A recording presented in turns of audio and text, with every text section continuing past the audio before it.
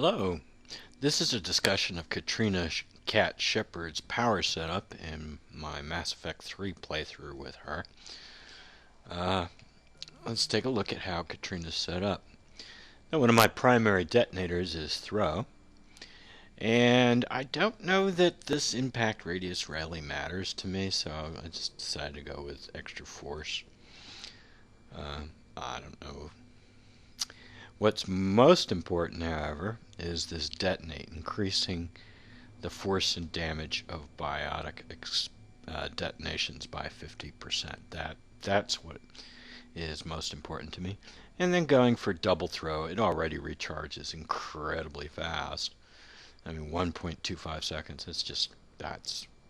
That's really fast. I wish all my powers recharged that fast. But a nice double throw.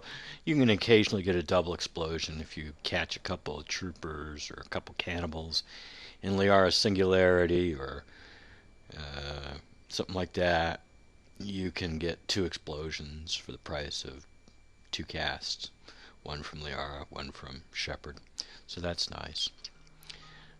Warp, more damage to barriers and armor. We have a 2.5 second cooldown already. I don't know what that would add to it, but I think 2.5 seconds is fine. The expose evolution so that they take more damage, both from powers and from weapons.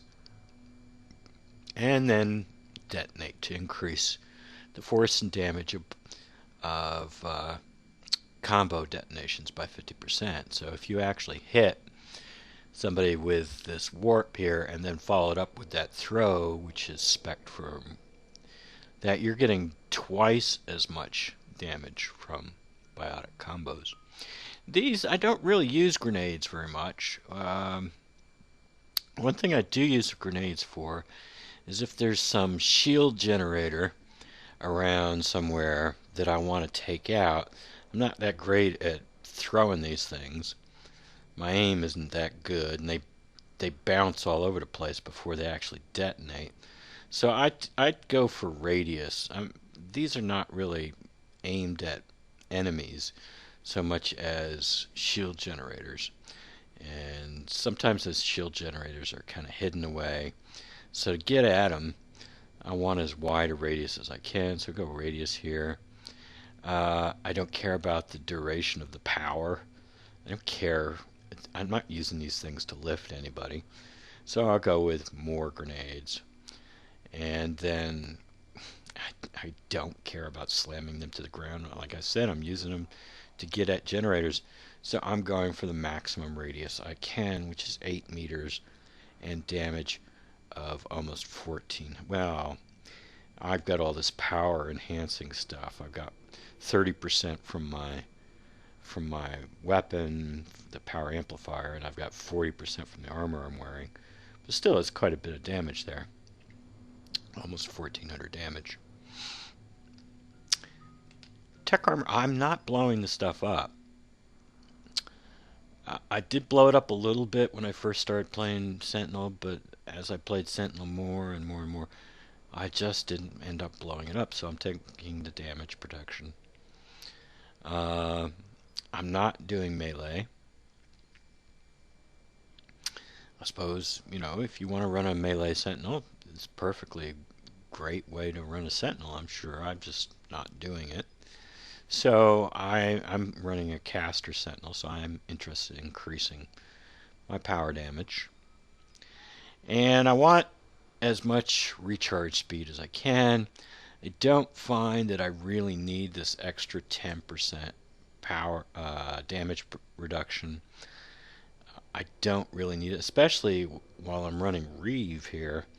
I'm getting 40% damage reduction from Reeve as well whenever I'm Reeving somebody. So, and even when I wasn't running Reeve, I don't think I really wanted more recharge speed. So I decided to go here to reduce the recharge speed penalty. Overload, some people recommend, and these are people who are thinking about boss level units, primarily going 4A, 5A, 6B to, you know, I guess to deal with Banshees, perhaps Atlases and things like that. But in single, and I think they're thinking mainly of multiplayer, because in single player you're getting a lot of mooks, and I'd rather just do as much damage as possible to mooks. So I'm going to increase the damage of overload by 30% here, then make sure that we have this evolution here.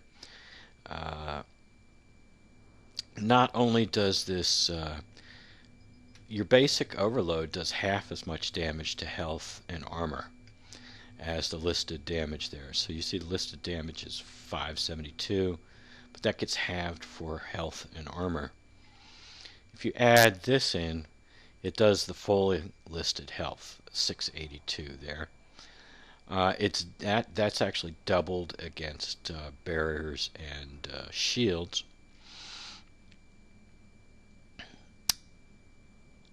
And then here I'm chaining it. I mean, you could go for a triple chain, but I don't think the third chain would really do anything. And I'm getting another 15% boost here. So I'm getting a 30% boost there, and then another 15% boost there. This would do a lot more against shields, but I'm not just concerned about shields. But I think, from my experience, the chain will strip something like a Centurion, the second Centurion you hit, or the second Marauder you'll hit when evolved this way. And if you've got, you know, enough modifiers on your weapon and on your armor to increase power damage, I think this is enough to actually strip the second guy you hit, fully strip them. So I decided to go with more damage rather than just against shields. Just generalize that damage so that, you know, if I'm hitting a husk or a cannibal, I'm doing a lot more damage to them. I have to give up one power. You can't evolve all your powers all the way up, and I'm not terribly impressed by Cryo Blast. I'm just not.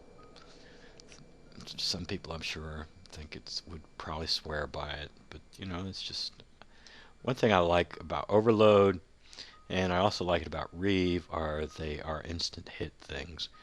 Cryo Blast, my experience is people can dodge it. Some people can dodge throw, but I find people dodging throw a lot less than Cryo Blast. But maybe that's just because I don't use Cryo Blast enough. Okay, so over here for my passive offensive mastery, increase power damage. Don't really need the duration bonus. I mean, what's that going to affect? Warp. That's it. Well, I suppose it would also affect Reeve, but what if Reeve's not my bonus power? Which is not always going to be. And you don't really need this reputation bonus in Mass Effect 3.